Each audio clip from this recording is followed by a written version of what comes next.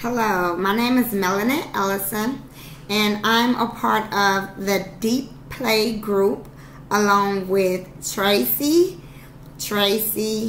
myself, and Jeff. And in this Deep Play group, we are exploring problem-based learning. And we want students to be able to make connections between the real world and the math that they see in their textbooks. Since our last meeting in the summer, I have attended a problem-based learning 3-day professional development that was basically a STEM training.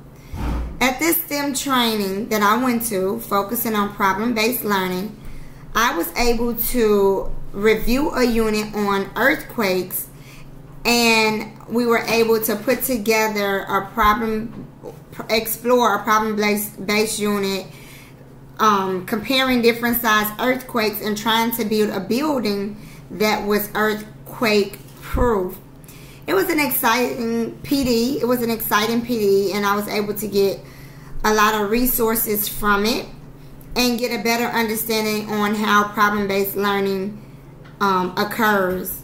Problem-based learning should occur at the end of a unit after the students have learned the basics of the math concepts or whatever the main concepts that were being presented.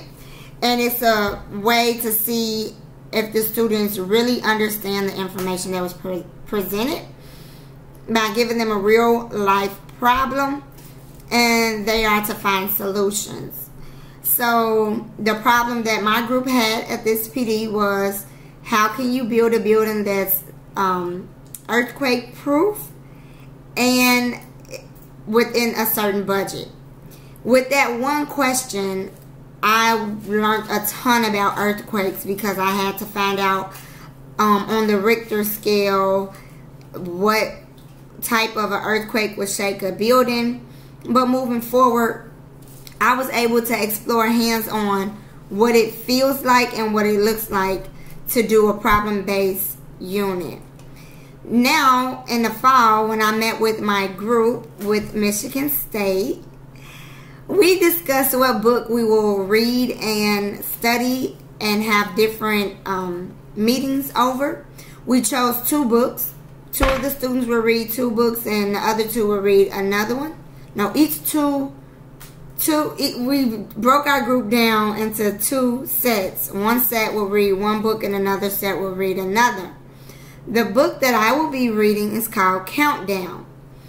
We've selected the book Countdown because it's a real life math competition, and the journalist went and interviewed the students that was in the journal competition from start to finish, because he wanted to find out, are geniuses made?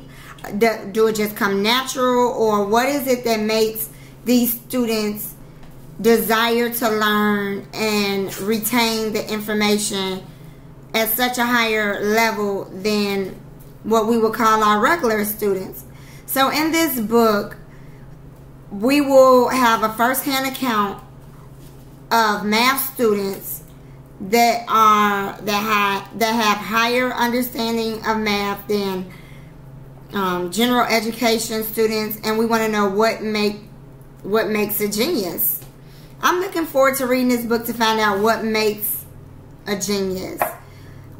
Something else that we also discovered, and I know I'm running out of time, but something else that we're going to start to implement in our classes is a concept kind of like World of Wonder.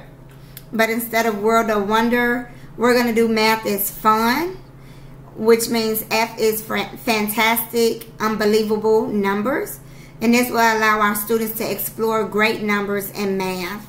I look forward to working with my partners. Jeff is the one that came up with Math is Fun concept.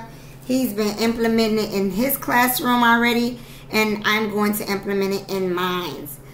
I'm excited about what I'm learning, problem-based learning, and until next time.